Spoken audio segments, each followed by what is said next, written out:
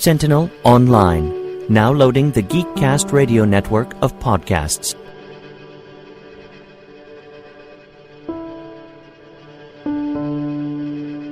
The Geekcast Radio Network presents Social Networking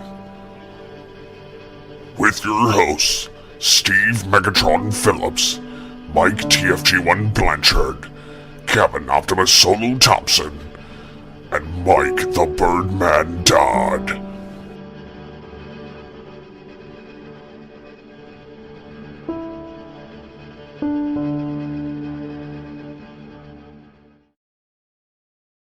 God damn it. If you don't just start in one of the pauses, you will never start. If you give us more than a 5-second pause, we will make another joke. I shot the sheriff. Shut up. Assholes, I swear to God. Yes. Hello and welcome to... What the fuck is that? Sorry, that was my sonic screwdriver. Sorry. That's like the fan came to life. Watch out. Turn your goddamn Doctor Who dildo off. Jesus Christ. It just went off on my desk. That's why it's a Doctor Who dildo. Anyway, they probably have those, actually. It just went off on my desk. Sounds so hot, doesn't it? Hello and welcome to Geekcast Radio episode 29. This will be part 2 of the social networking series that we are doing. I am one of your hosts, TFG and Mike, and joining me is Steve Megatron. Hello. Hello. Mike the Bitchman Dodd. Hello. Yeah, that's all he's going to be able to say this episode, ladies and gentlemen. And Kevin Optimus Solo Thompson. Hello. I can't stop laughing. I'm here. Oh, hell. And this time around in this series, we're going to be talking about the popularity and usage of... Actually, this almost could have been a GCRN Wars episode, but Facebook and Twitter. Dun, dun, dun. So, because we are recording these episodes in the same fucking night, and Steven and Mike really have nothing else to say, Kevin, what the hell have you been up to? Let's see. Whole lot of nothing. No, being a judge and helping out with our Behind the Voice Actors voice acting contest and adding content there and doing the telecast and stuff with Geekcast Radio and trying to survive. Yes, that's right. I guess in this part for the intro, just, Christ, I don't even know where I was going with that. Thanks a lot, Mike, and your fake farts. Or was that a real one? That was me having a dirt moment. A dirty moment. Oh. We didn't actually give you a chance in the last episode. Why don't you... Mike has been doing a lot of charity work. Why don't you tell us about your charity work, Mike? Yes. I'm actually doing work for the Toronto Sick Kids Hospital via a charity called Extra Life. And what that does, it donates money to children's Miracle Network hospitals across the world. And I've chosen Toronto Sick Kids as a hospital that I will be donating to. So right now, if you check out birdmangivesback.com, I'm collecting donations for a charity video game marathon that I will be doing on October 15th, beginning at 9 a.m. till October 16th at 9 a.m. 24 hours of video games, and I intend to broadcast the entire event as my internet connection holds out. So if you want to find out more, if you want to watch the stream, you can check out livestream.com/birdman. But you can also find more information, like I said, at birdmangivesback.com. So... 24 hours of video games. So is this basically just you sitting in your office playing all different kinds of video games for 24 hours straight, not doing anything else? Or are you going to be able to get up and take bathroom? I mean, it's like... Well, I'm not pissing my pants, so I'm definitely going to get up and go to the maybe you have a bathroom. jar next to your chair. Well, if you time it, if you're playing the right video game and you just time it for some type of cutscene or something, you'll have time to go to the bathroom. Metal Gear Solid. I will just play games that only have loading screens. He'll be playing no Nintendo games. Exactly. Yeah, so I'm going to be doing all that. I'm going to do a good chunk of emulation on my computer so people can actually see what I'm playing. I've raised over $1,000 so far. I'm hoping to raise another $500 before the event starts. I've had something like 50 people donate to me, so I'm hoping to keep that number up and going. I've contacted a bunch of big internet people to help me out. So we'll wait and see what happens as we come into the final bits of this, as like I said, this all happens on October 15th. It's going to be an interesting 24 hours for me. The interesting part's going to be the last like few hours. Oh, it's going to be me so tired just cursing at the game. I'm doing it for the kids. Die, you rat. You have to play like the easiest game in the world at the end and see if you still suck at it or something like that. Tetris. I can't do it. Pong. Good time. Pong. Ding. I should see if I could emulate that, actually. I think you can. Yeah, Yes. you probably can. All right, so in this epic episode in part 2, because we are talking about the two giants right now in social networking, Facebook and Twitter, we're going to kick it over to JT from Saskatoon, who has the Just the Facts for Facebook. Social networking would very likely not be what it is today without everybody's favorite time waster, Facebook. Taking the concept of social networking to a whole new level, Facebook stands tall over other social networks and boasts over 500 million active users as of July this year. Facebook is full of photo albums, casual online games, and also serves as a nexus of sorts for all manner of online communities. In fact, in terms of its popularity, Entertainment Weekly probably said it best. In its end-of-the-decade best-of list, Entertainment Weekly said, "How on earth did we stalk our exes, remember our coworker's birthday, bug our friends, and play a rousing game of Scribulus before Facebook?" The beginnings of Facebook can be found in the dorm rooms of Harvard University circa fall 2003. Initially called Face Smash, sophomore Mark Zuckerberg created the site based on two inspirations, the popular Hot or Not website and the photo-based directories of students that other universities put out called Facebooks. To gain the necessary info and photos, Zuckerberg hacked Harvard's computer network, which resulted in his nearly being expelled and the site being shut down. The charges were later dropped, and eventually Zuckerberg began again, this time recruiting several classmates to help with the coding of the website, which launched on February 4th, 2004. At first, Facebook was only available to Harvard students and faculty, but soon expanded to other Ivy League schools such as Stanford University and MIT in the spring of 2004. And not long after, Facebook began catching on in most universities across North America. Later that year, Facebook Incorporated, taking its first step toward financial profitability under the leadership of Sean Parker, an entrepreneur who had been advising Zuckerberg on the side. And in 2005, Facebook launched a high school version of Facebook, and in 2006, the site was open to anyone with a valid email address. Facebook soon became the go-to site for social interaction for the online community, overtaking MySpace in early 2008. Facebook's popularity stems from several aspects of its setup. Many users take advantage of its simplistic setup and easy-to-use interface, sharing photos with their online friends and reconnecting with family and old classmates. Another highly valued part of Facebook is its news feed feature, which allows you to keep up to speed with friends, their web links, and assorted online activities. And unlike MySpace, Facebook has a robust developer platform. This gives programmers the proper tools to create apps that can increase the functionality of the site, while also providing some great time wasters in the form of the most addicting casual online games ever. The proliferation of casual online gaming became one of Facebook's biggest trademarks. The most popular Facebook games would have to be Farmville and Mafia Wars, with over 200 million people playing these games on a monthly basis. And even I must admit to more than a passing interest in Zombieland. But by being the biggest name in the social network game, Facebook has generated quite a bit of controversy right from the very beginning.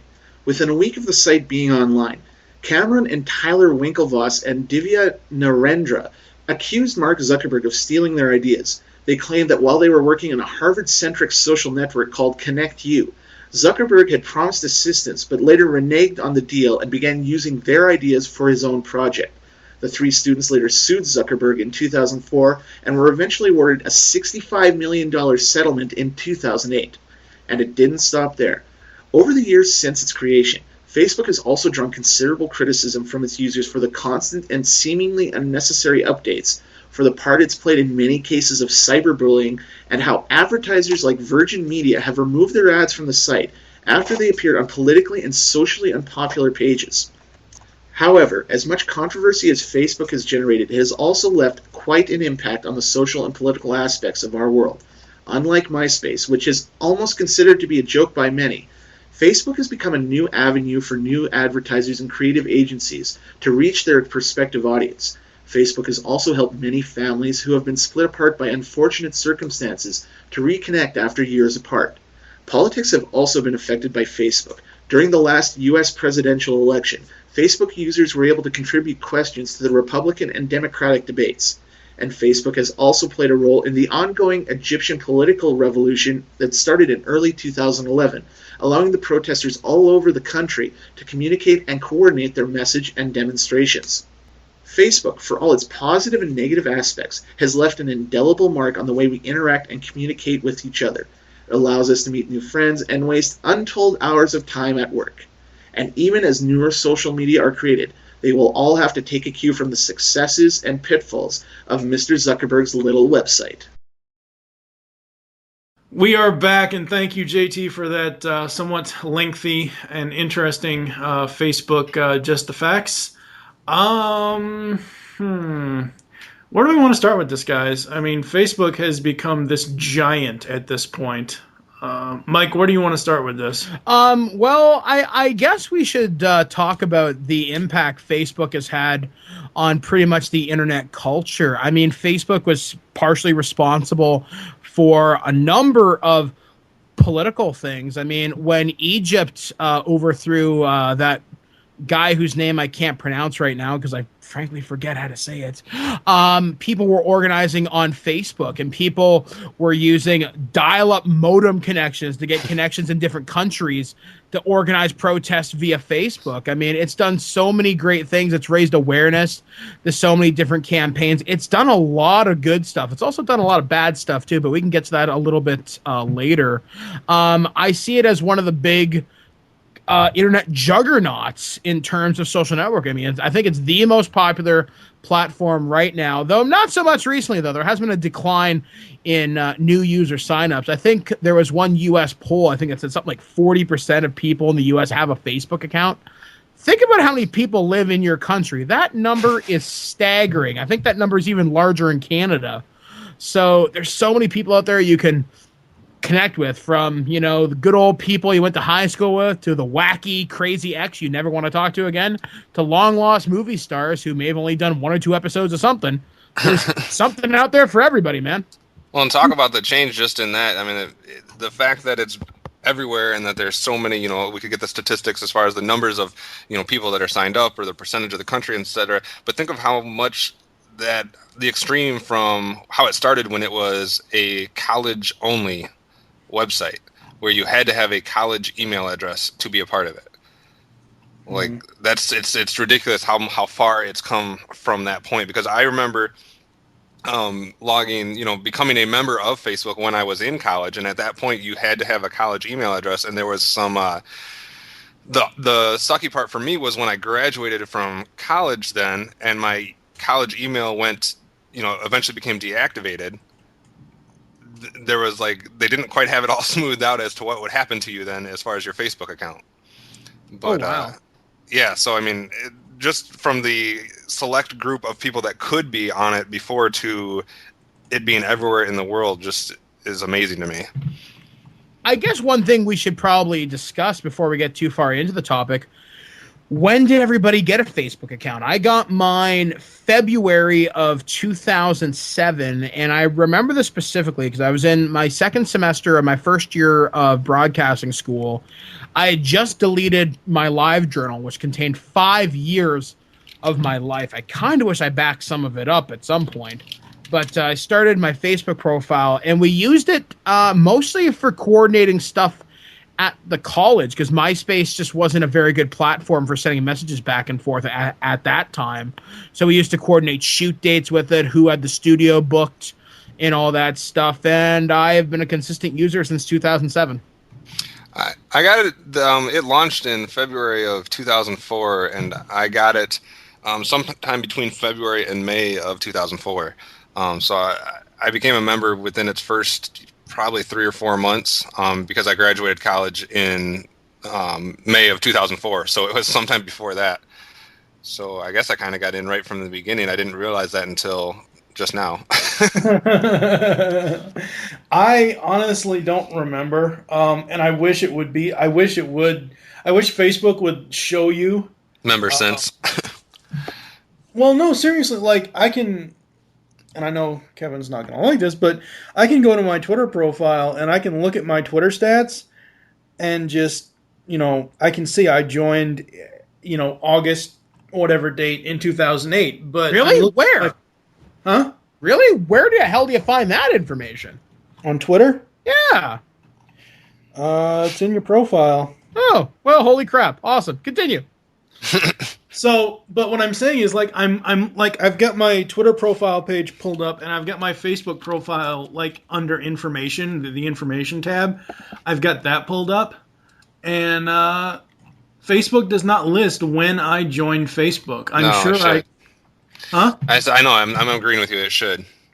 Yeah, it should because I mean, unless I go back, which I probably ended up deleting it. But you know how, of course, when you sign up for anything, they sent because they have to do the email confirmation. Hello and welcome to Facebook. I don't think I ever saved that email when I first signed up, but no, I can look on my Twitter profile, at least in TweetDeck here, and I can see members since July 27th, 2008. So I know I joined Twitter before I joined Facebook. I know that much. Because I don't think I started on Facebook until people started talking about it in late, like I started interacting with people on Twitter and they started talking about Facebook on Twitter. And then I was like, okay, cool. Actually, yeah, I had to have joined sometime in 2009. The reason why I joined Facebook in the first place was to see who is getting my 10-year high school reunion together, because my 10-year high school reunion was 2009 and nothing ever happened. But that's why I initially joined Facebook, was to see what the 10-year high school reunion thing was going to be all about, and it never ever happened. And I just kind of stuck around on Facebook. And now that we've created Geekcast Radio Network, I do the fan page and I do everything else. I find for me that there are I don't know, let's see. I have, according to this, I have 242 friends on here. Probably 50 or so of them are celebrities. And obviously, you only interact with them at certain intervals. The rest, I probably I don't even interact with them that much, but I probably interact with maybe 35, 40 people not at one time, but all of the time on Facebook. Like I'll comment here, comment there, stuff like that. But I mainly use it at this point for promoting Geekcast Radio Network. I don't use it for like personal stuff anymore. Interesting. No, I mean, I got it. The reason I got it originally was obviously because being my last year at college, it was a way to automatically get links to all the other people I knew in college. And it was like the adult version of MySpace at the time. You didn't have to deal with kids. You didn't have to deal with a lot of the kid-like features of MySpace, and Facebook was just a more, from a design and a visual aspect, the more, I don't know if you want to say sophisticated or mature looking of the two. So it was almost like the grown-up version of MySpace at that time is how it was perceived. Yeah. What about you, Steve? I think I joined Facebook. Are we talking about Facebook or Twitter? Facebook. Facebook. That's what I thought. Shut your face. I didn't say anything. Quit your chuckling, bitch. I started it, I think, pretty much right after I jumped ship from MySpace, and I think I wanted to try it out to begin with. I did have one account, and then I just kind of abandoned it, and then I went back to it later after I learned a little bit more about it and actually started the account I have now. So if you search on there, I actually have another account on there that's no picture. It's got same name, same information, but it doesn't work because I've lost the password too. But no, I think that I like it overall, but it's just getting too mainstream, too big. So it's getting too clustered with other crap. Yeah. Well, I don't know. For me, I mean, just looking at the differences, I see Facebook to me is my way of interacting with people that I have no other means of interacting with. Like it's, family members that live way away or people that I went to high school or college with that I would have no contact with otherwise. I don't talk to them on the phone. I don't, email them back and forth. So, I mean, to me, it's a way of connecting with people that I wouldn't normally have the chance to connect to. And Facebook is what it should be, I guess, is the social network for me, whereas I see as Twitter as a completely different purpose. But I mean, we can get that later. But Facebook for me is the people that I know. It's more so for the people I've met in person, whereas Twitter has much more of a celeb or kind of connotation in my mind. See, I use my Facebook mostly to connect with fans, and I actually keep a number of relationships open with a number of people in the PR industry as well on there. I don't know. I use it as kind of a multi-tool. Now, occasionally I have had some very negative run-ins with Facebook where I've had to block and entirely hide my profile from certain people for a variety of different reasons. Mm-hmm. But it's just my platform of choice. It just seems everybody flocks to Facebook. One of the things, there are some things that annoy me about the platform, and they're finally getting it right now. This is in the last couple of months. They now have this option. If somebody invites you to an event or a game, you now have the option to ignore all invites. Yeah. Which I think is a wonderful feature. You'd be surprised how many people I just ignore now. Oh, yeah. I ignore half the people that I know. Yeah, I've been doing that now.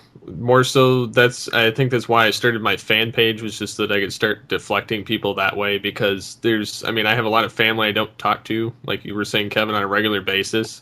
Mm-hmm. And then I have certain celebs that I talk to on there, and then, of course, all my online friends. So I kind of use this kind of at the same time as I do Twitter. It's kind of I talk to a lot of the same people between the two, but then there's some that I talk to more on either platform.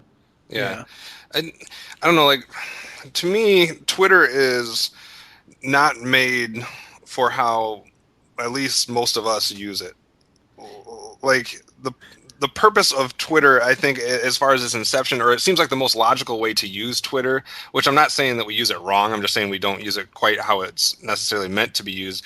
To me, Twitter is used to keep up on, you follow celebrities so you can keep up with what they're doing, or you follow a certain website or a company or a group like, even let's say Twig or Geekcast Radio or something like that. You follow something so you can get updates from them, whereas a lot of times we use it and have dialogue back and forth, which is really not how it is built to be, because it's so unuser friendly when it comes to conversations. It's not, but at the same time, it's good in a sense that if you got to get something out quick and you don't feel like typing an email or going on a chat program, mm-hmm. and you've got a quick few seconds, you can hurry up, punch it in there, and then get a quick reply. Or right. I'm not saying it doesn't serve those purposes, but it's not how it was built. So it doesn't cater well to those sometimes. Right. No, it doesn't, because if you join in the middle of a conversation, you have no idea what the blue blazes they're talking about. And even to follow a conversation you're just having with one person is really hard to do. And, for someone like me that only is able to check it like maybe once or twice a day, see, I go back and I look at the whole day's worth of tweets, and I might respond to something that somebody posted in the morning, which is really not how it should be working, because then that person has no idea what I'm responding to. Damn right. But Facebook, for me, has almost eliminated the use of email. Like, yeah, I still use email, but I still use email, and I use it a lot. But it used to be, before Facebook, in order to communicate to these people, you communicated through email. So you would be sending emails back and forth to these family members or to these friends. And once Facebook is an option, it's almost like I never even use email for that purpose anymore. See, I prefer email, but that's just because I don't like typing big messages back and forth. And like, if I'm going to try to send a message to like let's say I have a friend, that's whatever, I just want to give a quick message to, or I want to ask him a question, I'm not going to pull up my email and write him an email. I'm going to click on him on Facebook and send him a quick message. Well, yeah, and I can definitely see that. That's, the easiest way and most beneficial way. But it's, at the same time, it's kind of, it's almost kind of a redundant feature. I know that they, have it so that you can email through there, but I still prefer to go to my email client and go through that, just because I get all kinds of messages anyway in there, and it's more of a double thing to check. Yeah, that's true. And this is something that Mike and I can talk about at length because people have criticized us about this. Mike and I, like, if I send Mike an email saying, hey, you need to be here at this time, no matter what, this is when we're recording this shit, you need to be here if you want in on this. He'll send me an email just like, okay, or he'll send questions, or he'll send this. And then Mike and I will end up I've ended up having with Mike Dodd an email, because we both use Gmail, an email that has 15 to 25 different emails, like it's almost like a Twitter conversation, or comments back and forth through Facebook. I mainly use email for sending attachments, stuff like that, or quick, easy small file sending things. I'm trying to, and I'm probably going to go through in a couple months. I'm actually going to go through my Facebook, and any fan of Geekcast Radio Network or that wants to interact with me, they're going to have to go to my fan page, because I have got way too much stuff that I'm following in Facebook. I can't keep up with any of it. I have to constantly monitor everything because I'm always at my computer editing anyway. I always have a Facebook tab open and a Twitter tab open. And for all the shit Facebook has gotten recently, for all the changes to the interface, I really like the sidebar where it posts everything in real time. I'm getting to like it, but at first I hated it because it's like, it's almost like, they just moved all the notifications over. So like in my stream on Facebook, like you would have I'm friends with Tara Strong on there. Well, Tara will become friends with like one person, and it'll say she's also friends with 16 million other people or whatever. I'm glad that they moved that part over into the live ticker, but at the same time, I don't know. I just wish it was laid out better. I don't know. I don't like the layout change. I think there's a way to fix it, isn't there? I don't know. I haven't heard of it. If there is, I don't mind the actual ticker portion because I can easily just ignore whatever's going on up there in the corner. I don't usually even look at it. But for me, I use the Facebook chat a whole lot, and they still are refusing to fix what they screwed up when they changed that. See, that's why I don't even use it. I completely disabled it, and then every time they put that stupid ass sidebar, I disable it. Yep, See, same here. before when the Facebook chat was, before they made the changes, it was absolutely user friendly and it was fine. Like, you could see everybody that was online. You could choose. You could put them in list. You could click on them and talk to them. And now that they've changed it, number one, it doesn't show you everybody, or you have to scroll and do all this other stuff. And number two, half the time people send you messages, it doesn't come through on that. And then they'll be asking you what you said or why you said that, and you're like, I sent you a message, but it doesn't show up unless you click over on the message tab because for some reason it didn't go through on the chat. There's so many bugs with it that just bugs me. Well, the new one, it's not only so buggy, but it's you can't. It's a pain in the ass to get it to go away when you're done. So I turned it off completely. Like the old one, you could get it to turn off, which I liked. I would turn it on if I needed it. Just check, see who's on. And I'd chat, and then this new one came along, and I'm like, oh, fuck that. And I shut that bitch off. See, I have to keep it on because I have a ton of people that contact me throughout the day on that. Well, and I get these annoying people that, I'm not saying that we get, fans of the site or anything and that are rabid or anything, but we do get the one or two crazy people that feel like they have to connect, like, on a personal level with you, not even just asking you questions or just saying, nice episode, just general bullshit. It's they're just wanting to like e-stalk you. Yeah. And it just never leave you alone. So I have to block these people. See, I don't mind that interaction. I actually rather welcome that because I find it's a better way to connect with them. But not everybody has that time. Not everybody wants that personal connection. I myself, I don't use Facebook. I haven't used Facebook chat since probably 2009 or 2010. Either way, it's been a long-ass time. And it sucks, though, because I know there's people who I work with, people like Pierce, who uses it exclusively. If I want to get a hold of you I'll send you a Facebook message because I know you'll see the notification. I think that's harder to ignore than a little bar that says you have one message waiting for you. Or I'll use email. I don't know. I mean, I think the thing I like about Facebook is just it seems like an easier way to connect with people, but I think that's kind of getting lost under all the changes that are being made. Yeah. And it's going to really get lost when they change again into the timelines. Yeah. Oh yeah. It's going to become almost MySpace-ish. The good thing about Facebook, in my opinion, the thing I like about Facebook is that it takes away a lot of different things I did and puts it all in the same place. Like I said, I don't really use email for the same purposes anymore because I can use it mainly through Facebook. And the other thing was, like, in college, we basically survived on AOL's Instant Messenger, AIM. You know, it was some people had MSN Messenger and some people had Yahoo Messenger and some people had this or that. But in college, ICQ? yeah, I had everything, and I still do. But the main one we used was the AOL one, and now I don't need any of those because I have the Facebook chat, which has basically taken the place of that, and I have the same conversations through Facebook chat that I would have through. I mean, I haven't signed into any of those instant messengers in years and years. So I mean, Facebook does a good job of taking all that stuff away and giving you the ability to, instead of sending an email out to a bunch of people with a picture, just posting, you know, a picture somewhere or doing this or that.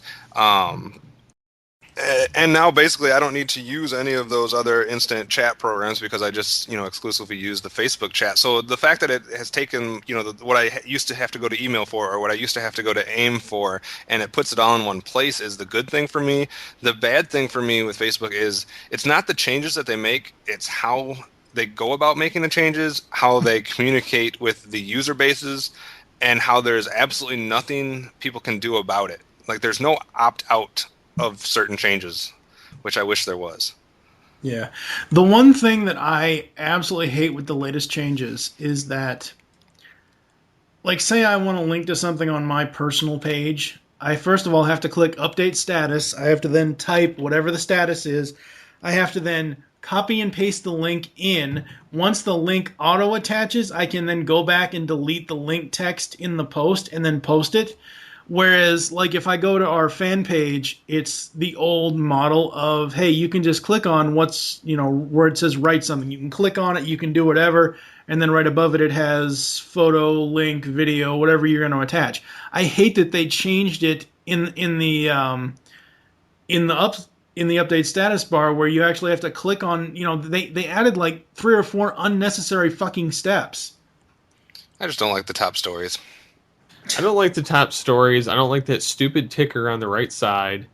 I don't like I understand the needs for the ads and all that crap. I don't know. They're just those are my two pet peeves right now. I think are those two things. I don't have a problem with any of the other changes, and I'm really not going to like the timeline. I mean, although I've just seen what they have on their introduction page of it, but I don't like the concept. If I wanted a fucking timeline, I'd build my own website. But see, it shouldn't be hard from a developing standpoint and from a coding standpoint to allow someone to simply go into their user options or their account and say, you know, do not show me top stories. I would only like to see recent posts. That should be something that's very simple for them to set up. And that way the entire user base can be happy because then it becomes customizable to a person's preference. And that's the other thing about Facebook is in order to change stuff, there's no centralized location to change stuff. You can go to your name and you can go to account settings. You can go to privacy settings, but that only gets you to certain things. Other things you have to go find somewhere on the page, you know, as far as changing something with these stupid lists that they create, you know, with your different customizable friend lists and stuff like that. That's not accessible through the same place. Sometimes you have to go elsewhere on your page or on your profile page or on this page or that page to find ways to change your settings. And I don't understand why it all can't be in one centralized location. Because they're dumbasses. I just think some of the things you're kind of forced to. Like, I understand the chat has to be a certain way for everybody because that's running, you know, on a different type of, you know, setup. But as far as certain things on your actual page, you should be able to customize certain things that don't hurt them at all as far as a coding basis goes. Yeah. I wonder if it might have something to do with some kind of ads or something. Probably. Everything has to do with ads. But it's going to get, if people aren't careful, the other major negative about Facebook is the unintelligent or the uninformed user who doesn't realize how much they're putting out there or how much they're exposing themselves to the world. And that's only going to get harder with these other changes, because a lot of things, the default settings allow way too much of your information to go out. And if people don't know to go in and change things, they can put themselves in a world of hurt, especially certain professionals. If you're going to work and use a service like this, you should know what you're getting into. But it also means digging into the code and reading everything. Unfortunately, a lot of people are the casual user who just doesn't realize that by doing this or that, people can access this information or that information, or, eventually people are going to be able to freaking tell exactly where you are GPS-wise in the world. Well, they already can if you activate places and you're logging in. But, certain things are going to default to that. So if you don't go in and change it, I don't know. It's just a scary. We've already had how many horror stories of the negatives that have happened because of the stalker-friendly nature of Facebook.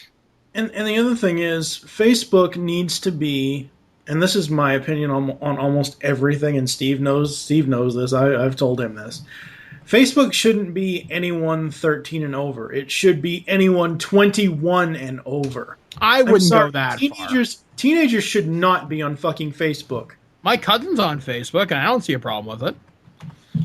But I can see them having it, but I can see where they annoy you. And I know there's specific cases that Mike's thinking of. Well, no, it's not even that. It actually goes back to what we were talking about in last episode about when we were talking about the darker side of MySpace and the whole stalking thing. 13 to 17-year-old girls should not be on Facebook because, again, it goes back to what Kevin just said. They need to know how to set their privacy settings because, again, it goes back to stalking. Well, it should be for everybody, though.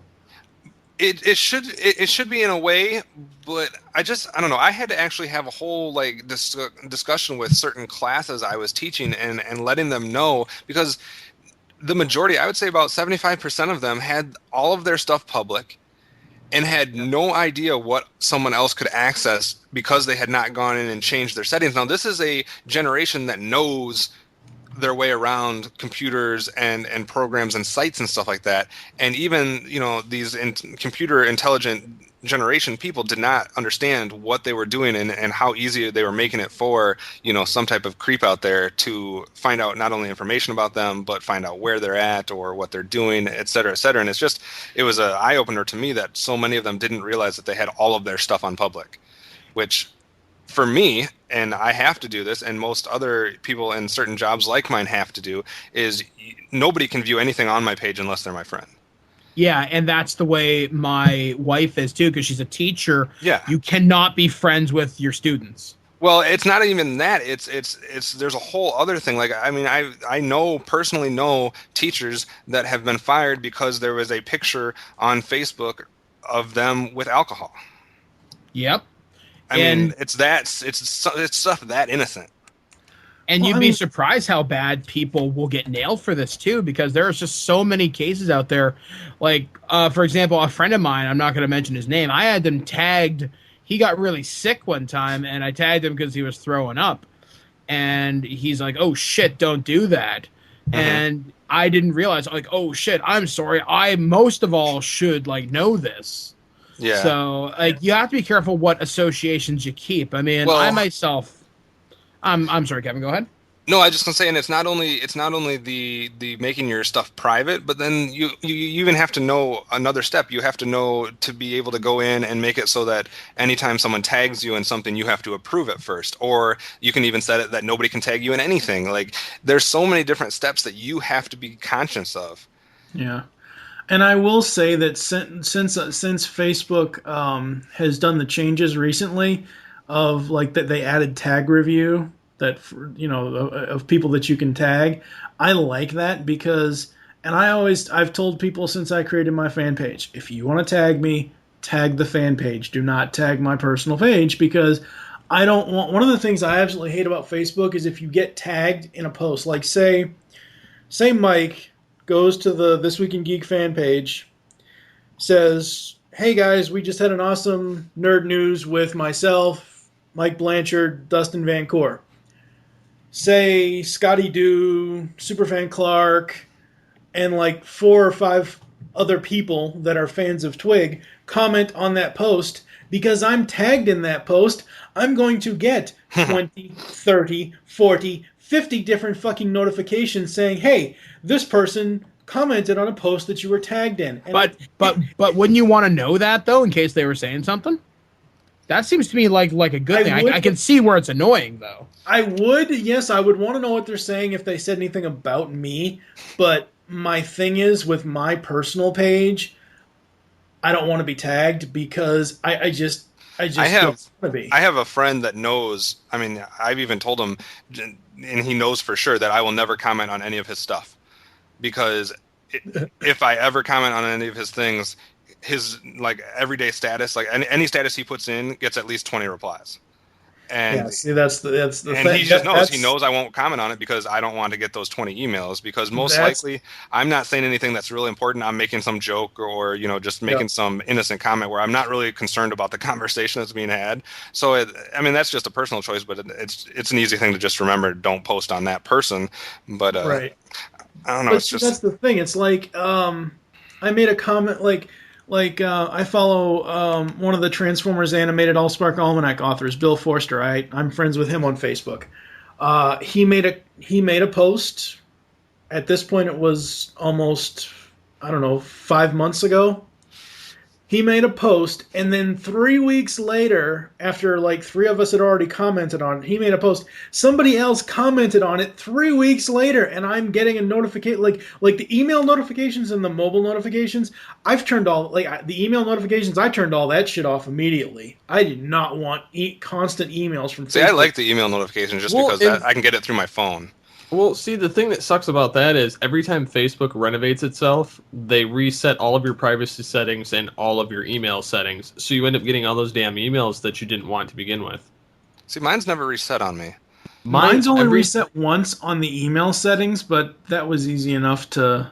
Well, see, mine every single time, and then whenever, like, for instance, you can't go in and turn off all the group emails. Yeah, you can. I've done it. Well, it lets you, but you can't do the mass with, like, the entire, like, without going into each group. Yeah, that's true. Like, I actually had to spend an hour one day, because back when Facebook groups were really hardcore, I subscribed to a shit ton. Now I'm subscribed to maybe 5. Yeah. And it's a lot more manageable now. I prefer fan pages over groups. Groups are the stupidest thing I've ever seen in Facebook, because you'll have a group for something so trivial, like the only one I can really remember right off the top of my head. If 1 million fans join this group, my sister will name her baby Megatron, and then she never named the damn kid Megatron. But it's like groups like that, or groups that are like... We can get to 1 million first. Yeah, groups like that I will never freaking join. I'm glad that we no longer have a group for Geekcast Radio Network, because, again, of all the notifications, and I'm actually looking at my notification settings right at this moment, since Facebook has changed it, they basically say email frequency, send me important updates and summary instead of individual notification emails. I like that. That's great, but I still want all of those turned off, because one of my problems with status updates that I'm tagged in sometimes is, as I said, 10, 15 people might comment on that. Before Facebook made this new change, I'd get 10, 15 different notifications on the same damn status. Or you have people that will comment on a status with a completely different subject, and then the status will go on to that subject. And it's like, holy fucking crap, stop hijacking my goddamn status, you status hijacker. I think I've done that to you a couple times on purpose. Yes, you have. Actually, you know what's funny, Kevin? You mentioned that, you've said before in the podcast that you are a teacher, but honestly, because we are friends on Facebook, I can see your wall and all that stuff. Right. But it's maybe once a month that I actually see a status from you at all. I honestly, Kevin, can't remember a time I've actually seen a status update from you. Like, I've seen you comment on my stuff, but usually not vice versa. Yeah, I mean, and that's just because, from a paranoid standpoint of, you have to be so careful from a professional viewpoint as far as, job security and whatnot. But the other thing that I think Facebook has changed, it's not only like from a professional standpoint and worried about, reactions or someone trying to come out and get you as far as your job goes. But think of how different just interactions from a social standpoint with your friends. And what I mean by that is, like, for an example, let's say, someone asks you to do something and you tell them that you're busy, or you tell them that you got something going on, or you can't do this or that.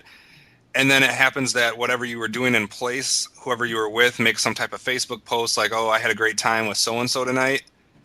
Yeah. It's just like you can't, in a nice way, turn somebody down without them finding out what you actually ended up doing that particular day or time. Yeah, I can completely understand it for like teachers, police officers, people that have very public jobs. I very much understand that. We've been trying to convince Kevin to get his own Optimus Solo fan page so he can actually be a geek on Facebook without any consequences. That's He my still Twitter. he still has yet to do that, and there have been a couple of times where I've actually been on create a fan page, and I've almost done it for him, but I haven't yet. Twitter is my online and geek venue. I know.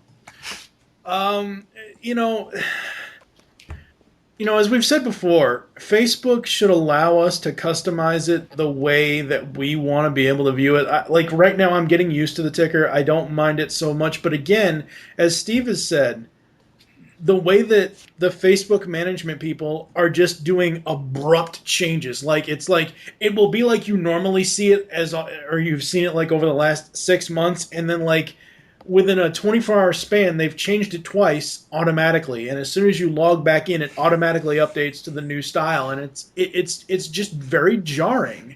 And to me, it's not, like I said before, it's not necessarily the changes, because almost 90% of the changes I can get used to.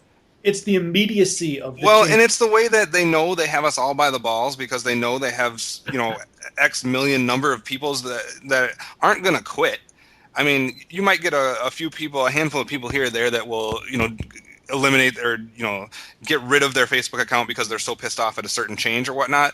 But in all honesty, most of the people, a majority of people, are going to keep their Facebook no matter what the changes are. And Facebook knows this, so they don't give two shits what we think, because they're just going to do what they can to, keep the ball moving, keep it fresh, and avoid the fate of MySpace. And they have so many companies, and they're so interwoven with our culture and our economy that they don't care. Yeah.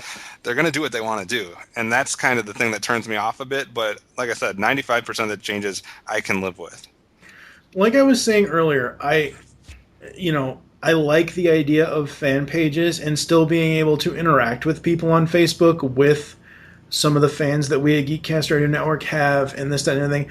One of the things that I really, and thank God I found a way to get rid of this, and Facebook is one of the reasons why Facebook is such a large part of people's lives, is because of the gaming on Facebook.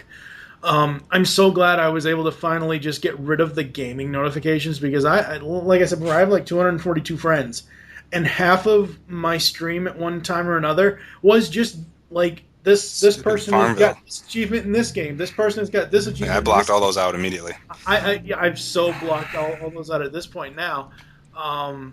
But it was like, oh my God. And the other thing I really don't like is sometimes some people, I actually turned this off for a while, but I turned it back on, figuring that people wouldn't be such douchebags sometimes. But I hate when people post to my personal wall about shit that I already know about. And this is nothing against anybody in, anyone specific, but it's anybody. Somebody would, say somebody makes a post about, hey, did you know that this Friday is TF3 Friday? Everybody fucking knows that this Friday is TF3 Friday. It's like, oh my God. You mentioned the fan page though, and I don't know, without the quote unquote fan page, behind the voice actors, we would get thousands and thousands of less hits a day, because it is such a perfect platform for us to put our updates as far as what's been added or what's happening here and there. And every time we make one, if I make a post on our Facebook page for Behind the Voice Actors and I put a link to a TV show, that page at Behind the Voice Actors immediately within 1 week gets at the bare minimum 100 extra hits. Yeah. It's just so nice for us to be able to keep up, as far as to keep people up to date with what we're doing. And thank God, the best number one thing I like most about Facebook is that you can post statuses that are more than X number of characters. Well, there are services for that for Twitter, but we'll get to that when we get to Twitter. And Steve can really, for us, for Geekcast Radio, can talk about the stats, but I don't know how many additional hits we would get on our site if we didn't have the fan page. I'm not really sure, but every time a new episode comes out or every time we want to tease something, I'm always posting on our fan page. And see, that's why it's good. It's good for that type of, like the fan page, both Twitter and the Facebook fan page are equally as good for groups or businesses or companies or, television stations to promote and keep people up to date. Like it's just, It's fantastic. Shout Factory, following someone like that on Twitter or, a Facebook fan page or something like that. Those types of things are just so easy for people. Instead of having to go to the website every time, you could just keep, follow them on one of those two services and you're good to go. Exactly. Yeah, I'm definitely appreciative of the fan page. Although I will say I get more interaction with people, less on our fan pages, more with Twitter actually. Yeah, and do we have anything, Steve, did you have anything else you wanted to say about Facebook or anything? Are we pretty much done with Facebook, or do we want to maybe give some predictions on where Facebook could go for the future? Well, what do you guys think is going to happen when they unveil the timelines? I think it's going to happen. The same thing is going to happen every time they've unveiled something. It's going to have a massive backlash at first. People are going to be pissed. People are going to threaten to get rid of their Facebook, and then within 6 months or a couple months, nobody will remember. And like I remember being upset the first time Facebook changed, and I honestly can barely tell you how it was originally because I'm so used to how it is now. I'm not saying I'm going to like the changes, but Facebook's not going anywhere because they're doing things that MySpace didn't do. They're like we've already talked about with the smartphones and with stuff like that. They're so connected to everything that it's just way too convenient. It's not going anywhere for a long time. And they've allowed plugins for websites where, like, I could go to geekcastradio.com right now, or I could go to thisweekingeek.net right now and pull up, say the Mike and Laura the Untitled Mike and Laura Project episode 8. I'm sure there's a button on there. Well, the other thing too, along those same lines, the other thing with Facebook, along with the timeline that they're transitioning to, is they're trying to be, not only are they going to have an app and go major with the phone apps. As far as Facebook connected phone apps, they're going to start trying to capture the online video market. They're going to try to start capturing your music sharing thing. And if they can do the music part right, I will be so ecstatic to finally never have to use the most unuser-friendly program in iTunes that I've ever seen.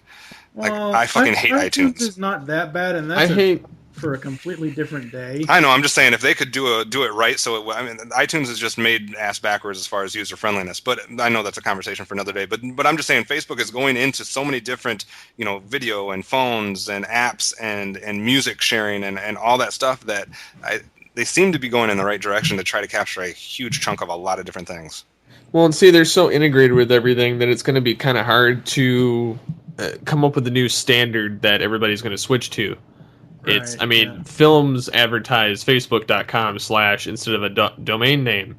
You have, like you guys said, the websites connecting to them or advertising the websites. Everything you do online right now is tied in through Facebook pretty much. You can't go to a company's website without finding something like that without finding a Facebook like page. Well, or any news articles. Any kind of articles online. Period. You have your tweet, you have your Google Plus, and you have your Facebook on there, or the share tab that lets you do any of them. It's just there's so much on there now that it's just crazy. One of the things that I think that's a real strength of Facebook, and speaking of companies, looking at this from a public relations angle, when I was in school, we were taught Facebook is one of the most powerful tools you can have as a company, and there's more than a few companies that use this to their advantage. One of them, despite what you may think of the retailer, is GameStop Canada. If they get a complaint on their Facebook page, they are like that in fixing it. They fix it so quick it'll make your head spin. Like now, I wish Matty Collector was like that. See, it's weird though. I don't know if it's because it's a complaint or if it's because who I am making the complaint. Well, in your case, it's probably because who you are. Because over the time that I've known you, you have built up over your almost 30 years now. Since you were in college or out of high school, you've built up. You've worked for the celebrity that you are, and even though some of us may think, my God, who the fuck is that? You've made all these connections with these companies. So, I mean, in your case, it probably is who you are. But if someone had, like, say, I know he's your young ward, but say Scotty Do 32 had an issue. Maybe if he posted on there, would they get back to him as fast as they could? I find it depends a lot on how the company handles their like social media. Like some companies are fantastic for it. Like some companies, like I said, GameStop Canada seems to be really on the ball. Companies like Arizona always have Facebook contests going on. There's a lot of companies that really respect the power of the youth market and use it in a tremendously powerful way. So I don't know. It really depends. I also find I get a lot of interview inquiries through Facebook, or I'll have PR reps contact me, or just, there's just so many applications for Facebook from a company standpoint. It can't really be ignored. I just wish more companies, more of the bigger companies, would maybe take notice of what's going on their Facebooks and have a dedicated person or a team rather just saying, hey guys, we got to get doing this, blah, blah, blah. Like I said, some companies are really good for it. Like I said, GameStop Canada is one I can think of. Arizona Ice-T is another good one. Yeah. I'm trying to think.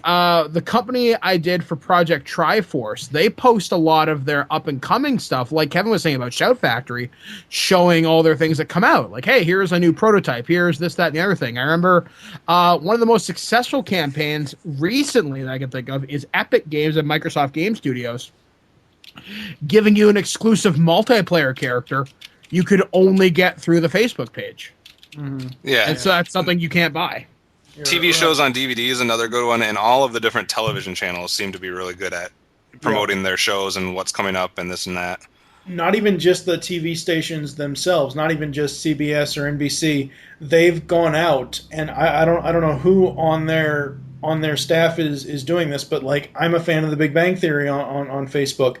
And they constantly will go out and promote, hey, here's an upcoming image of an upcoming episode, or here's an upcoming clip, or hey, here, watch the full episode, and you can watch it right, instead of going to CBS.com and seeking it out, you can watch it right on their Facebook page. See, that's, like I said, these are companies that really get it. There are certain ones out there that don't get it, and not every company needs a Facebook page. Like, I don't see a whole lot of reason for, I'm trying to think of a company that doesn't need one.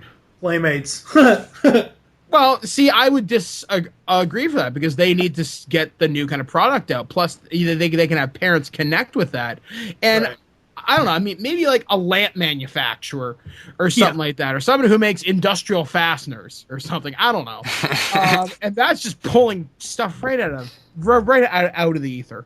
Right out of the fan blades. No, right out of the fan blades. You mentioned a lamp manufacturer. Why would, like, other than to maybe give away coupons, why would any kind of restaurant or anything need a Facebook page? Because are you talking chain or are you talking any kind of restaurant? It doesn't matter. Wild Wings does a lot with their Facebook as far as promoting specials or like deals that they're gonna have, or like upcoming, like like we'll have the UFC fights this Saturday, for free, or like we're gonna have a wing deal or something. Like fast food places, I'll put it that way. Fast food places do not need Facebook. That's probably true. See, I would disagree with you because it depends. Because I find people, if they can hide behind a keyboard, they're a lot more likely to tell you what they really think. And a fast food restaurant if you go on McDonald's page and blast them, odds are you're going to get a contact from a rep.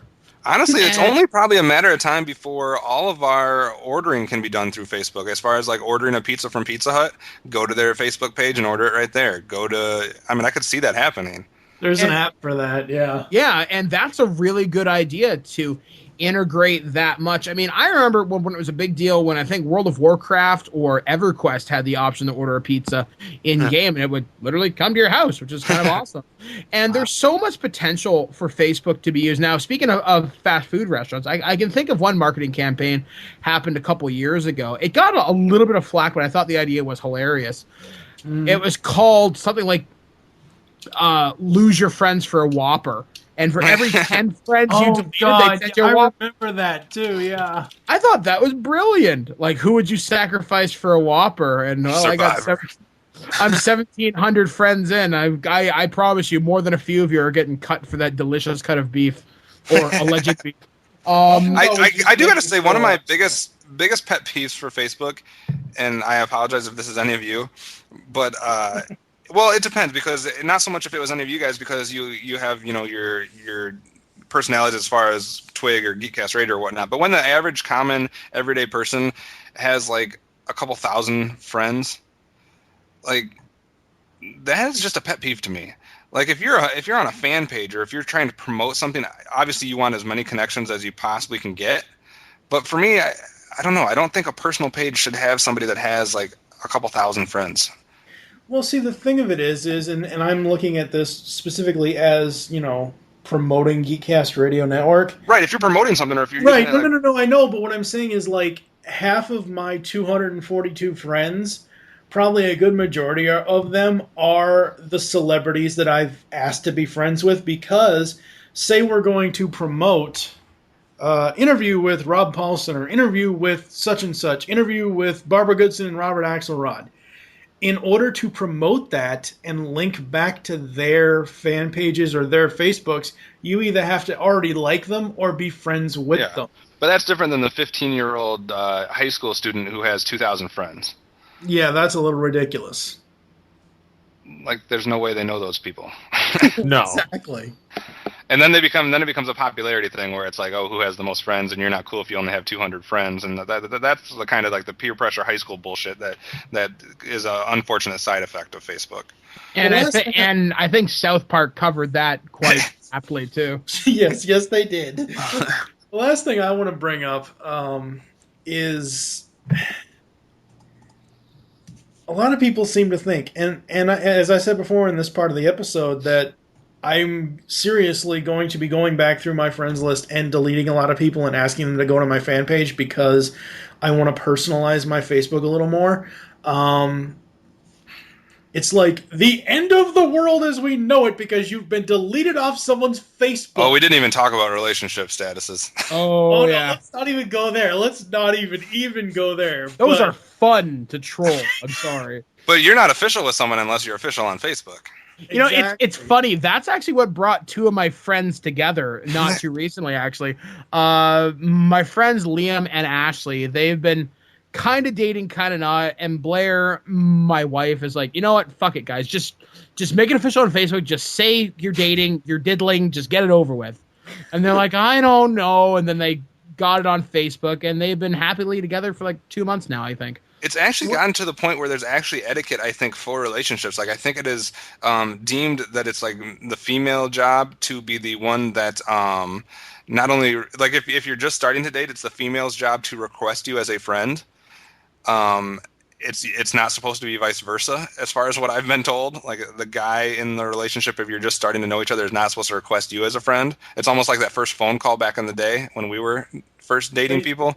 Wait, 3 days. Yeah. And yeah, it's almost like there's actually like etiquette, and like as far as like asking if you want to be, to try to make your relationship status official, that's also apparently the woman's job to be the one that initiates that. I don't know. Yeah, what kind of gets me is some people that I know on Facebook, and I'm not gonna single them out, but some people I know on Facebook about a year and a half ago, they would be joking around and adding their friends as family members and relationships. It's like this person will have this person as being in a relationship with each other, and then they have these kids, and it's just their friends. It's not even their I had a lot of fucking students that are from a different country. That pisses me off so much. I have a lot of students that are from a different country that are married to their best friend and that have their other guy friends as their kids and all kinds of crazy stuff. That's so. Wow, that's kind of freaky. Yes. Although it's better that they're than. I don't know, I guess if they're going to joke around and just say like they're married to their best friend, they're avoiding a lot of the relationship status drama because nobody can give them a hard time. I guess. There were people that I knew, or actually still know. One of my friends, a different Ashley, used to be specifically in a Facebook relationship so guys wouldn't troll her. Yeah. Yeah. No, exactly. But then when they fake broke up, people got pissy. And how about the options changing? It's gone since, it used to be just single or in a relationship, and now there's like in a civil union. It's confusing. It's like there's so many different options. There's so many fucking options at this point. I would like to be married to my cat in a domestic civil union with my gay live partner. in Zimbabwe. Yeah, that is what I want to have happen. And on that note, we're going to head back to Saskatoon to talk to JT for Twitter. We'll be back after this. Sweet. Ever had an idea, a funny joke, or just something completely screwball rattling around in your head that you had to share with everybody? Well, we now have the solution to that age-old problem. Everything from random movie quotes and stress-busting jokes, anything can be shared on the internet, all thanks to Twitter. Rivaling even Facebook in its ability to connect with people in 140 characters or less, Twitter is the premier instant messaging application of the new millennium. Despite being less than 6 years old, Twitter has already carved out a huge chunk of the social network market. Twitter got its start just 5 years ago at a podcasting company named Odeo. Board members were looking for ways to communicate more efficiently and were approached by software engineer Jack Dorsey about his idea for a real-time based short message service. The Odeo board members approved his suggestion, and in the space of 2 weeks, Dorsey coded and built a prototype, naming it Twitter, from the word's definition of a short burst of inconsequential information. Released to the internet publicly on July 15, 2006, Twitter was a huge hit with the social networking crowd, experiencing some very rapid growth from the beginning. Twitter saw almost 500,000 tweets by 2007, and by February of 2010, Twitter users were tweeting upwards of 50 million times a day. By June of that year, Twitter stats could be broken down so that of the 65 million tweets a day, this would equal out to 750 tweets a minute. Twitter's usage also spikes during prominent events like political debates and televised sporting events. For example, during the 2010 FIFA World Cup, during the 30 seconds after Japan scored against Cameroon at one point on June 14th, soccer fans tweeted an astounding 2,940 times a second. That is some very fast thumb typing. And as of March 2011, Twitter had over 200 million active tweeters, placing it right up there with Facebook in terms of popularity. Very similar to IRC chat clients, Twitter allows users to tweet about whatever is on their minds, sharing personal experiences, interesting web links, and photos of last night's epic party. One of Twitter's unique contributions to social networking has to be the inclusion of hashtags. Tweets labeled with hashtags, which are words or phrases prefixed with the number sign, can be used to group tweets together about a popular subject. Users can also follow other Twitter accounts and repost or rather retweet the post that they find interesting or useful in some way. And users not only have the main website to tweet with, there are also many alternate choices as well. Twitter has a very popular mobile version for use on cell phones, and there is also Twitter clients such as Uber Social, Twitterrific, and TweetDeck that one can use without booting up a web browser. Twitter also periodically updates the site and its various applications, aiming to streamline the experience and provide greater ease of use to its many users. Twitter, like all social media applications, has received both accolades and criticism since its inception. Twitter has come under fire by some critics for its bombarding others with the minutiae of one's daily life. Some have complained about the mundane aspects of most tweets, asking why would anyone tweet about their life if it's not that interesting. And tech writer Bruce Sterling even went as far as to say, using Twitter for literate communication is about as likely as firing up CB radio and listening to someone recite the Iliad. Not a fan, this guy. However, just like Facebook, Entertainment Weekly had Twitter on its end-of-the-decade best-of list, calling the service a diabolically addicting social networking tool. Many fans have said that part of Twitter's appeal is trying to be concise in 140 characters or less, which is the limit of your average tweet. In 2009, however, Twitter won Breakout of the Year at the annual Webby Awards. And, alongside Facebook, Twitter has played a huge part in organizing protest demonstrations and trading information in several political hotspots around the world, most notably during the 2009-2010 Iranian elections and the ongoing political revolution in Egypt that began earlier this year. For good or ill, Twitter has effectively changed the way, the frequency, and even the amount of which we communicate with others on a daily basis. It makes its many users cut away all the bull of what they want to talk about and get to the heart of the matter.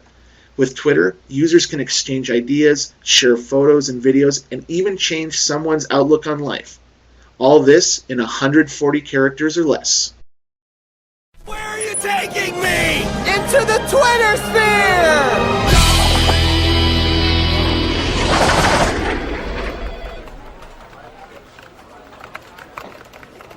Just got to work. Sitting in my chair now.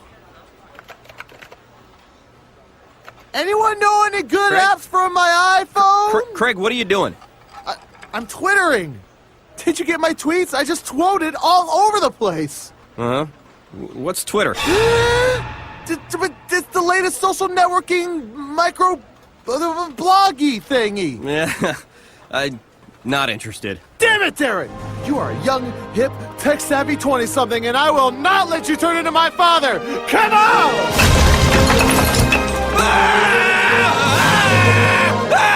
Where are you taking me? Into the Twitter sphere!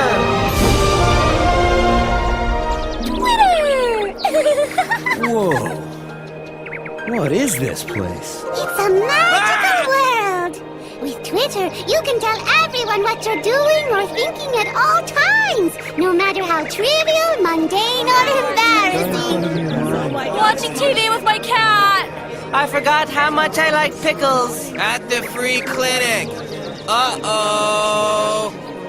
Who are they talking to? No one and everyone. Darren, this is how our generation communicates now, with detached, bite-sized, yippity yap. Okay, but I don't care what other people are doing every second of the day. No, neither do I. But we do want other people knowing what we're doing, right? No, why is everyone such an exhibitionist all of a sudden? Don't you Twitter stand? You can become a Twitter celebrity, like these twits. Hot sake and cold unagi. Is there anything more sublime? Twitter. I just connected my Bing Boing to my Flurb Flop with a new RSS twinkle I wrote. Nice tweet, man! Yeah! Twitter! Dear Sunshine, I know we've disagreed in the past, but let's make amends today over margaritas at the beach. Twitter. How droll. Fantastic twits. Okay, it seems like Twittering is just randomly bragging about your unexceptional life. Oh, now you're getting it. Twitter! Craig, you seem like a normal guy. Why are you doing this? Because it's like I'm hanging out with my friends all the time. Just found a parking space. But if they were really your friends, wouldn't they call you personally to see how you're doing? Shut up. Friends don't just randomly shout into the darkness and hope someone's listening. What are you trying to say? Pick your next words wisely. None of you have any friends! No!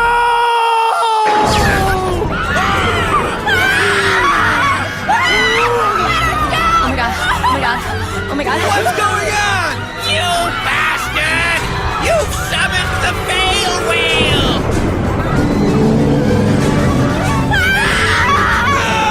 What's the fail whale? It means we're disconnected. When we're disconnected, we can't Twitter. If we can't Twitter, we don't exist. People! You do exist! But you've become reliant on this constant self-affirmation! You're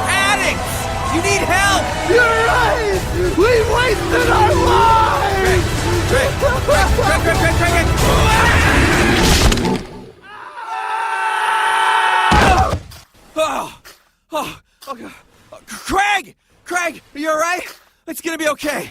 It's gonna be okay. We're gonna get you help. Are you all right? Yeah. Hold on. I've got to Twitter about this. Ugh.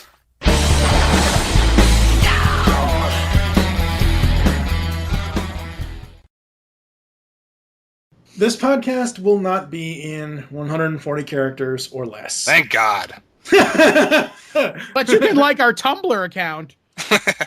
Okay. All right. We have to go on a tangent with this. Like, I know Twitter and all of its subsidiaries, like TweetDeck and crap like that. The services that you can use besides the Twitter website have, preset like TwitPic or TinyPic or YFrog or this, that, and the other thing. Somebody please fucking I hate Tumblr. Every time I click on a Tumblr link, it takes me to something that the person didn't even post to. Or it's the exact same thing they just put on Twitter. Yeah, pretty much. Yeah, I don't get it either. I don't get it. So, thank you, JT, for that rousing just the facts on Twitter. Rousing. Yes, that's right. Not Erotic, arousing, even. rousing, damn it. Like a rousing round of chess or something. I don't know. Whatever. Shut up, Steve. Have an erotic just the facts. Moving on. With JT. Sure. I'm JT from Saskatoon, and ladies, I'm talking to you. Oh my God, JT, if you're listening, we cannot control Mike the Birdman Dodge. I'm going to seduce you at 140 characters or less. Just saying. Anyway, moving on. You so need to post that to him on Twitter right now. Do it now. Do it. I will later. Move on. The character limit that's the main thing that supports why this is mainly. Obviously we all know how to use it, and we use it for conversations, and we can reply and we can do whatever. But that's why it was mainly meant for just people to give quick updates about what they're doing. It's more for. It's not so much for the poster. It was made more for people to be able to follow other people. Right. You follow someone else and you keep up to date with what they're doing because you're curious about their life or whatever, whether it's a celebrity or whether it's someone you actually know. That's the purpose of Twitter, even though obviously it's been evolving after it became a thing to mean all these other different things, and people use them for their own customizable purposes. Right. Now, Kevin, you mentioned earlier in the episode about messengers and instant messengers.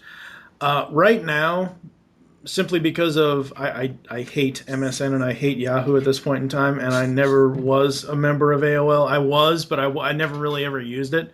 I use Skype for like an actual instant messenger service, but for people that want to actually interact with me on like we were talking about earlier about the Facebook chat stuff, I use Twitter for interactions, like all the stupid, everyday interaction stuff. That's what I use it for, besides the fact that I also use it as a promotional tool for Geekcast Radio Network and This Week in Geek and whatever else Which is good. It's good for it's just the sort of the same purpose as a Facebook fan page, which is just as good for all those companies to give updates, for Geekcast Radio, for Twig, for Behind the Voice Actors to give updates on what they're doing. It's perfect for that because, like I said, that fits the purpose of or the original goal of people just being able to follow something and keep up to date with them. Where you run into problems is when you use it like we do sometimes as far as conversation pieces, because it is so not user-friendly for conversations. Well, now, I will kind of disagree with that because, I mean, I can, take TweetDeck, for example. I hate TweetDeck. Well, and that's fine. Just because I don't have it. Well, it's free. You can get it. It's for desktops. I just stopped using it. But TweetDeck, I can separate my interests with the lists and groups and stuff, and I like that on TweetDeck. I don't like it on Facebook because of the constant notifications, but say here, let's see. I don't like having to click on something every time to see your guys' full post, though. Right. Oh, okay, well, that's like the extenders. Like TweetDeck uses, I believe they use Deck ILY or LY or something like that. Sometimes I do long posts like that. Sometimes I don't. But if it's just obviously within the character limit, it's fine. But say Up to Bottom has sent me a reply earlier today. If I click on that post, it'll say in reply to. I can click on the in reply to. See, that's not from Twitter, the site, though. Yeah, but you're never actually on Twitter.com. Exactly, because Twitter.com sucks. Well, that's what my point is. For all the rest of us, there's so much crap that makes conversations almost impossible to follow. Well, TweetDeck is free. You can get TweetDeck. You can learn it. You'll be okay. See, I don't have any problem following conversations on Twitter because if I want to see what people are talking about, I just click on the person, go to show conversation, and see what the hell they're talking about. But it seems like sometimes it doesn't always work, or someone replies to someone and they don't click the right thing to reply to. And then they respond, like, let's say Mike makes 2 posts and I want to reply to the first one, but I just find his first, the first time I see his name and I hit reply. It doesn't connect it to the right conversation, so people don't always use it. Right. And there are times where, like, I've made a post or Kevin's made a post, or like I'll send at Birdman Dodd, you need to call me right the fuck now, and he'll reply, and then I'll reply later on, and sometimes I'll click on his in reply to, or say some fan says, hey, what did you think of that Thundercats episode? Because I might have said something about it whenever it aired. But when I click on the in reply to, it's like nothing shows up. And it's like, what the fuck? I will agree. Sometimes it doesn't show up, but most of the times it does. I have to spend so much more time to try to get my stuff down to 140 characters. I'm not That's a bit of a chore. That's why that's where people... It's worse than text language. Always hate... A lot of people, I know Michael Wilson hates this. Hey, Optimus Solo B4, being the number 4, we record tonight. Can you do this for me? ... Oh, BTW. We have to go into the jargon of shortening everything. Yeah, but teachers are upset about the language that people learn through texting. Twitter makes it even worse. Yeah. I think, honestly, if Twitter could increase the character limit to 160, I know it's only 20 more characters, but that's how many my iPhone can send in a single text. Yeah. Because I have, like, a counter on it.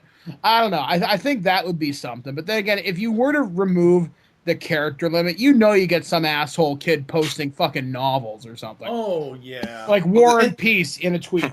The other thing I've had a major problem with is trying to unfollow people. Like, I've unfollowed someone before, and it takes, like, I don't know, you have to be, like, a rocket scientist to get so their things don't continue to show up on your page. Yeah. Like, I unfollowed them, it says they're unfollowed, everything I go in says they're unfollowed, and days later, their posts are still showing up on my page. What I've noticed with using TweetDeck is even if I unfollow them, if I've added them to a list, a certain segregation list, it'll still show up even though I've unfollowed them. So I have to remove them from that list to completely get rid of them.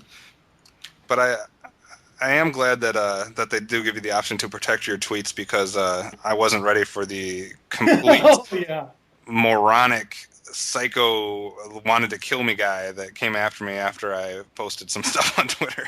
I've never even heard of this person before. Kevin, let me tell this story. It's funny as hell. You know how we over at This Week in Geek usually almost once a week, if not 3 times a month, post or we talk about a celebrity passing away. And sometimes it will affect one of us, it'll affect none of us, or it'll affect only certain ones of us. Well, apparently somebody... Who was it, Kevin? Who was it that passed away? It's the guy from Jackass, I think. Oh, Ryan Dunn. Yes. Ryan Dunn passed away, and apparently Kevin made a post saying, I'm sorry, I just don't care about... No, I said, is it bad that I'm proud that I don't know who this person is? Okay. Or something like that. And all of a sudden, some person... And then suddenly someone replied to him saying, oh my god, you're a horrible fucking person, I hope you fucking die now, or something like that. The dude went on like a 48-hour tirade and wanted my life. What? I'm just like, I don't even know this guy. He was some college student from like North Carolina or something, and he was just going berserk. And I was like, how do I get rid of this guy? Like, why is he even able to say? I don't even know how he was following me or how he even saw my. I don't even understand how he came to see my tweet. But after I protected my tweets, I no longer have to deal with those people. But I did unprotect them recently just to see if he would still comment against me.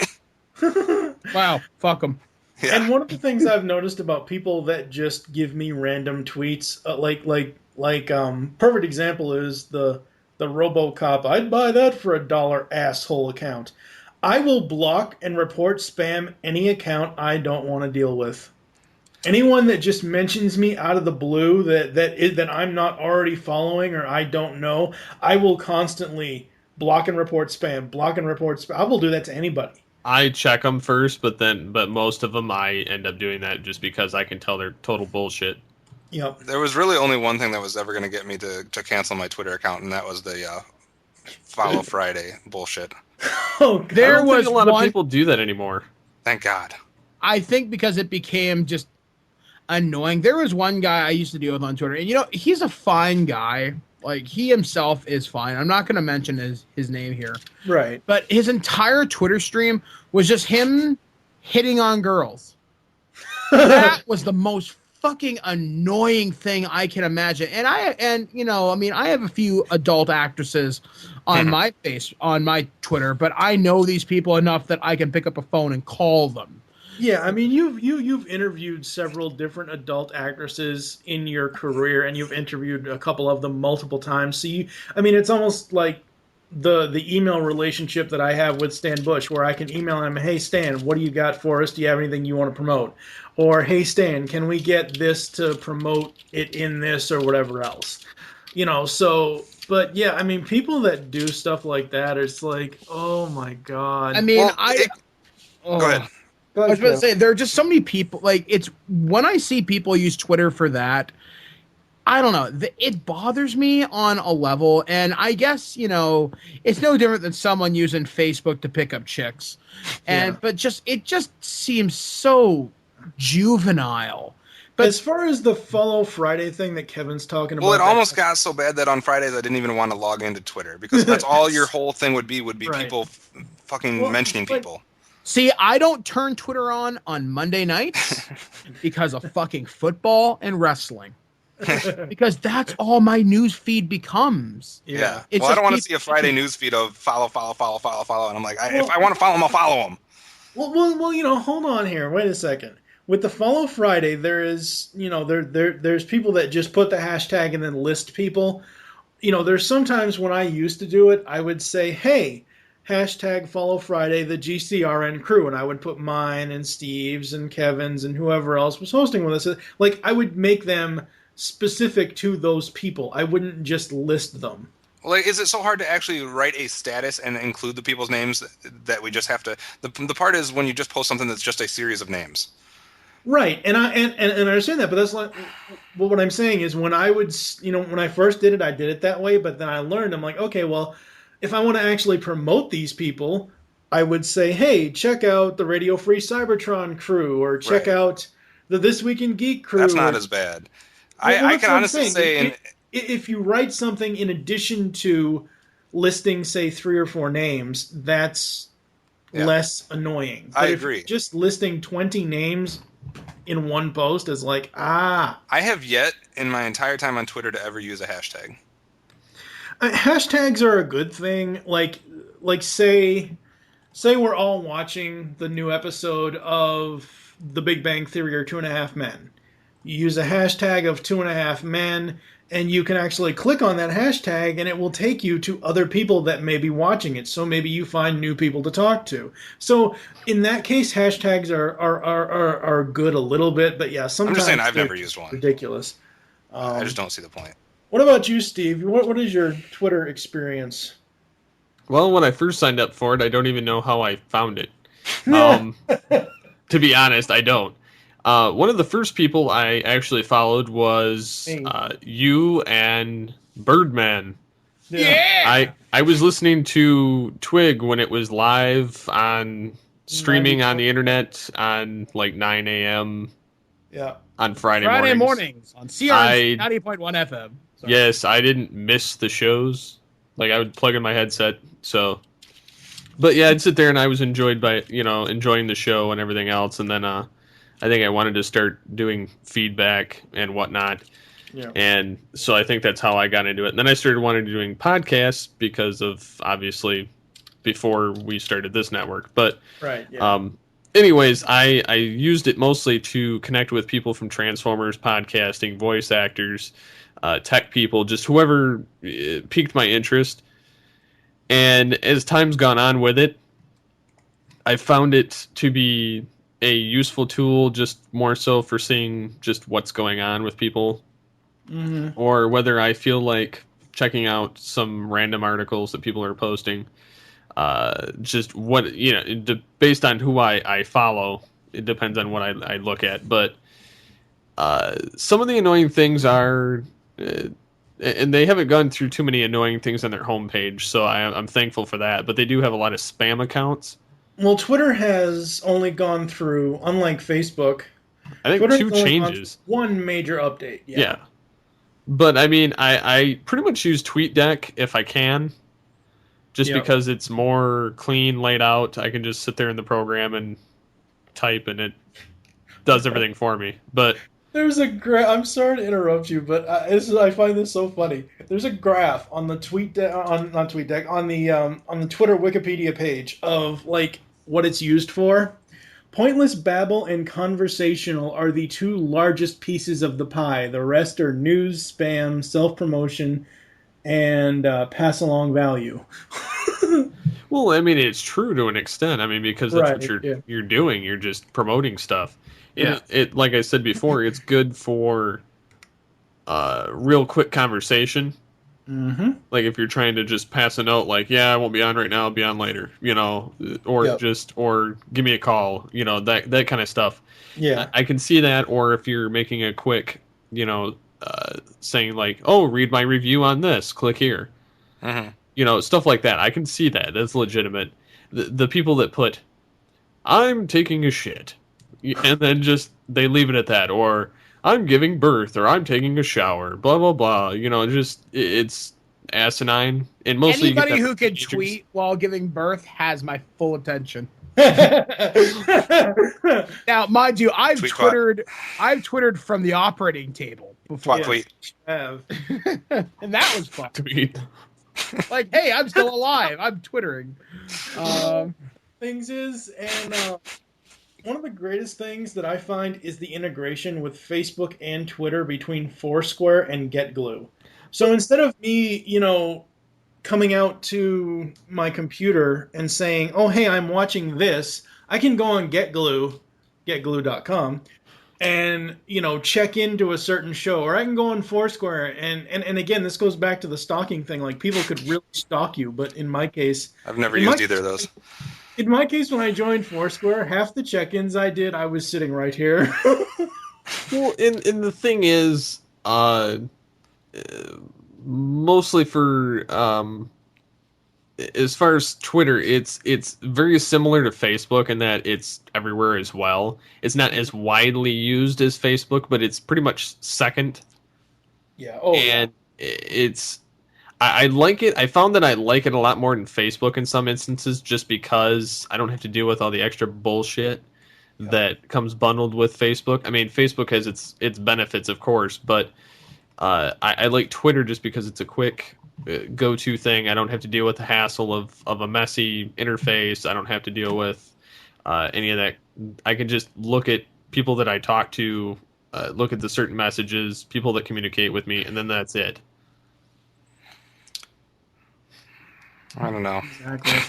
I understand all that. To me, I would much prefer Facebook over Twitter, just because of all the different multidimensional things you can do with Facebook compared to Twitter. You can basically just message and link. I like how Twitter is less demanding of bandwidth. True. What I mean by that is when I travel, and I usually end up traveling a lot during the year, Twitter is more easy for me to access. I mean, because your data rates in your country fucking suck. You know what I've actually preach into the choir there. Oh, yeah. I don't have any of that to deal with, so I don't know what you guys are talking about. Okay, so when I travel abroad, if I want to check my Facebook, you better believe I'm going to goddamn pay for it, even if it's the mobile version. If I do Twitter, it's less intense because it's mostly just text and really, really tiny pictures. So no more than a couple of kilobytes. However, though, I found I got raped by incoming Twitter notifications. Yeah, like I have to turn those off. So I have to physically check Twitter to see if I have any responses. But I don't know. I mean, I first got into Twitter when I was actually at a conference involving new media at Ryerson University where me and Snowball were speaking. Snowball been on Twitter for like a year or something, and he wouldn't shut the fuck up about it. And he's like, Mike, get Twitter. And I hear this guy talk named Chris Brogan, which if you're a social media guy, that's a name you should know and respect. Oh, yeah. And he was talking about it, and I'm like, you know what? Fuck it. I'll sign up for Twitter right now. And I didn't get it at first, but then I've come to like it more and more as I've gotten used to it. I don't know. It does grow on you more. Yeah, like I find Twitter still is my go-to client because it updates my Facebook automatically, but I wouldn't have them independent of each other. A friend of mine, Kyle Abear, was going to do that. He was talking, oh man, maybe I need to separate my Facebook and my Twitter because I'm annoying people. I should post different content. You know, I like the fact that my Twitter syndicates to my Facebook because I only have, I'm just going to look how many Twitter followers I have. I have 1,600, almost 1,700 people. Oh, wow. I just realized I've got almost the same on Facebook. My point is now moot. Never mind. You know, and there are misconceptions. I mean, there are those people that Steve mentioned about, you know, just posting random shit of I'm eating a bagel or I'm taking a dump. You know, there are those people out there, but Twitter isn't just that, and I absolutely love it. And we're gonna probably put it in at the end of the episode here. I love the video that Super News did about how useless Twitter is, and it's such a hilarious video. It's so awesome. But it's not just useless crap that people might want to read about you. Like we've said, it's, you know, it's a promotional tool. At least for me, most of us at this point, I would think it is. I mean, Mike, I know you live your life on Twitter and Facebook, and that's fine. That's your choice. But, and I kind of do too, more so Twitter than Facebook. But Twitter, again, you're reaching so many people. Or like, you know, again, interviews. If we have an interview with Tara Strong, or if we have an interview with Jesus. I mean, I got more along the lines of like Rob Paulson or Maurice LaMarche. You know, could, you know. Well, like, I mean, I got David Soboleff and Ian James Corlett via Twitter. Yeah. So. It's more of a direct contact for some of the celebs because, especially voice actors, because they actually use it. Whereas you get into your mainstream actors, most of them don't do it themselves. Yeah. Especially if it says verified. Well, no, I've kind of realized that some do, some don't, but most of them don't. If that's the case, I found that most voice actors actually do their own, and then some actors, and you can tell who does their own based on their personality types. Oh yeah, the Star Trek people. I mean, yeah. I mean, even that. I mean, you can tell just because they're more outgoing on there with their fans. Yep. Yes, exactly. Do we have anything else we want to talk about Twitter? It's fucking awesome, and you should use it. I do use it, you dumbass. I don't think it'll be going anywhere unless something something else comes to replace it or somebody buys it up and attaches it to their service. Now, if Google Plus were to eat up either Twitter or Facebook, I think it would, like, if it implemented correctly, it could benefit them for Google Plus. Yeah, might. If done correctly. Yeah. There are many ways that one can fuck up a process. Well, yes, just look at MySpace. That's true. That's like a cluster of all three. Yes, exactly. So it has to be controlled growth. I think that's the big thing. If Twitter's going to innovate, it needs to be controlled. It needs to be spearheaded by the right people. And as long as they agree to the philosophy, if it ain't broke, don't fix it. Mm-hmm. Twitter is one of the most baffling things, though. Like, as far as I'm concerned, like, it's one of the ones that I can't believe it became as popular as it did just based on its original conception. Like, to any novice person or anybody that is not already using it, it sounds, on surface value, it sounds like the most retarded thing in the world. It does, and that's it's not. It's not, but that's what it sounds like to the average person. They're like, "What is the point of that?" Well, for instance, my parents and my brothers tried using it for a while, and they just didn't freaking understand it, so they went back to Facebook. And I think unless you're a tech person or you're somebody that's into all of this, you won't understand actually how to properly use any of it. Or you just don't understand the point of it to begin with, and that's the one and I thing think Twitter that's has where going people against it. stumble. Whereas Facebook, it's a lot more people can more easily identify its purpose and its the goal of why you're using it. Yeah. Exactly. So with that, we're going to head to some ads, and we're going to come back with the outro. Delete messages. We'll be right back. You can now hear the Geekcast Radio Network on Stitcher Smart Radio. Stitcher allows you to listen to your favorite shows directly from your iPhone, Android phone, BlackBerry, or Palm phones. On demand and on the go. Don't have Stitcher? Download it for free today using promo code GeekCastRadio at Stitcher.com/GeekCastRadio or in the app stores. Stitcher Smart Radio, the smarter way to listen to radio.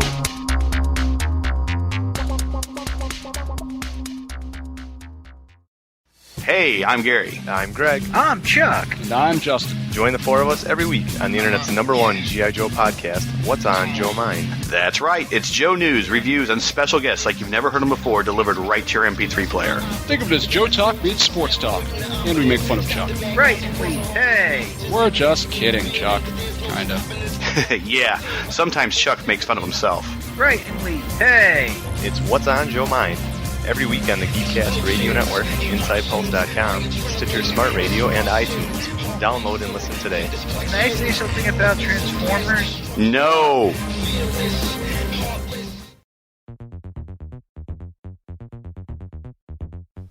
Hey guys, it's Optimus Solo from Geekcast Radio Network's The Telecast, coming to you with an important message about our Listener's Choice episode.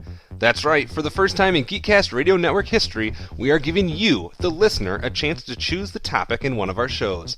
This is how you can cast your vote for what the topic should be. Head on over to geekcastradio.com and click on the Telecast tab at the top of the page.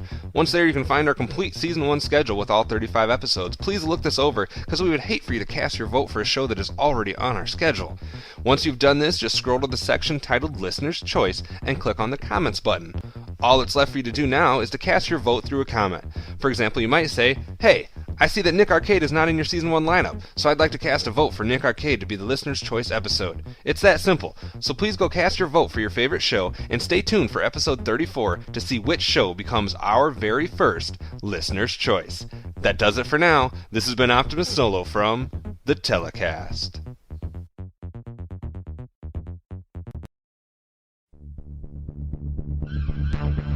Movie Week in Review is the Geekcast Radio Network's weekly movie podcast.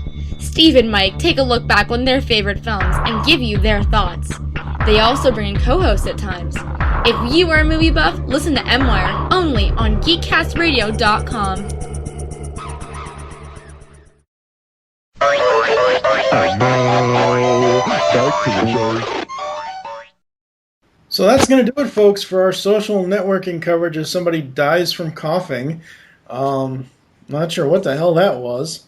Any final thoughts, Mike, on the overall progression of social networking? Sum it up in 30 seconds or less. I think it's a wonderful way for our society to communicate and express ideas. Also, not just to get together and cause real change. Like I said, look at what happened in Egypt this year, the uprisings in Syria, all coordinated via social networking. But there's also a dark side to it. So like any new emerging technology or social thing, it has to be watched, it has to be monitored, it has to be used responsibly. I just hope we as a society are smart enough to know what we're doing with such a powerful tool. Because I cannot imagine life without it, as sad as that sounds. Yep, same here. It made me who I am. Social networking made my career. Made you the bastard that you are. Made us get free shit too. Put the Birdman in Mike Dodd. Exactly, more or less. Yes. Kevin, do you have any other final thoughts? Just like I said, I mean, I can't imagine doing things or not having this interaction that I have with. I mean, maybe with the smartphones, I would be able to have some of the interaction with other friends and long lost classmates or family members or this or that, but Facebook just makes life easier, and I can see how Twitter does the same for some people too. See, and that's the thing, like Twitter and TweetDeck, I prefer using the mobile version of Twitter, the actual Twitter application, and I prefer using TweetDeck. I hate using Twitter's website, but I'm actually the flip side on Facebook. I don't like. I'll check mobile Facebook just to see if I have any new notifications. Other than that, when I'm actually on Facebook, I'm sitting here at my computer, so it's almost a flip side. I think that it can only go up from here for social networking in general because we all become way more social. Buckle up, it's gonna get bumpy from here. Ain't that the truth? Steve, any final thoughts? Definitely, I would say that to watch out for Google Plus because I think that they do have some good stuff coming along. As for MySpace, if you're still on it, get the hell away from it. It's been dead for years. Dead, Jim. It's dead. Be ashamed of yourself. Yeah, be ashamed of yourself. It's dead. It should have been like evaporated by now. It's just I don't know. But you could become the king of MySpace because there's no competition. I'll be the mayor of MySpace. That's like being the king of your junior high or something. Wow. That's like saying, Maybe MySpace should still exist. Yeah, well, I'm king of the mountain, bitch. MySpace should still exist, but it should only be for people that are under 17. I could legitimately see that. Let them have their own world. Yes, let them keep their own world. Leave them there if they want to customize their profiles and annoy the shit out of people. I would say Facebook, though, is probably the number one way to communicate at this point. If the day comes along where we click on a Facebook person's page and music starts blaring in our ears, I'm going to be pissed off. When that day comes, I'm disbanding my account, and I will go solely to Twitter. I don't know how many heart attacks I almost had when I clicked on people's MySpace page back in the day. Yeah, it's so bad. All right, so we hope you enjoyed this episode of Geekcast Radio and wish you'll join us next time when we'll be starting the music spotlight when we will be talking about our parents' music. And I actually called my mom and I said, I need you to make me a list of everything you listened to as a child and a teenager. Nice. I believe. Shouldn't you know that by now? No. I know what my parents listen to. I believe because most of the stuff we'll be talking about is 60s and 70s music, I believe David Double D Dennis will be joining me for that episode from thisweekingeek.net.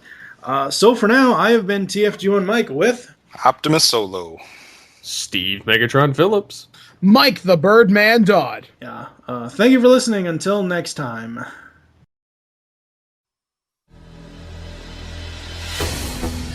You've just listened to Geekcast Radio on the Geekcast Radio Network.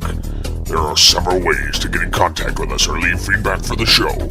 First, visit the website geekcastradio.com, where you can comment on all of our different podcasts. Second, you can rate our show and leave us feedback in iTunes. Third, follow us on Twitter at Geekcast Radio. Fourth, become a fan on Facebook. Go to facebook.com/GeekcastRadio. Call the voicemail line 502-526-5821. Please remember to tell us the show you are leaving the message for and your name. So until next time, unleash the geek in you.